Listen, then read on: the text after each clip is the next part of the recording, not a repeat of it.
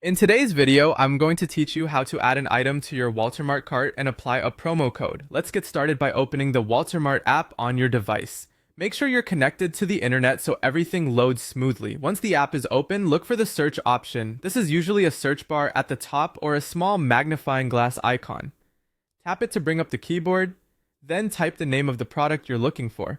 Be specific if you can. Adding the brand or size can help narrow down the results.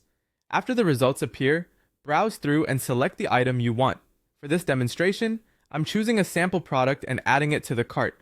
You'll typically see an Add to Cart button next to the item. Tap that and you should see a confirmation or a small counter showing it's been added. Next, head to your cart by tapping the cart icon, often found at the top right corner of the screen. This will take you to a summary of everything you've added. Here you can quickly double check the quantity and the item details to make sure everything looks correct. Now tap the checkout button. The app might take a moment to load the next page, so give it a second. You may see a loading indicator. Just wait for the page to fully display before moving on.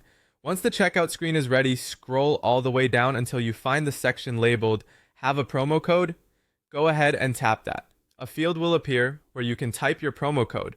Enter it carefully, watch out for spaces or extra characters, and match any uppercase or lowercase letters exactly as given.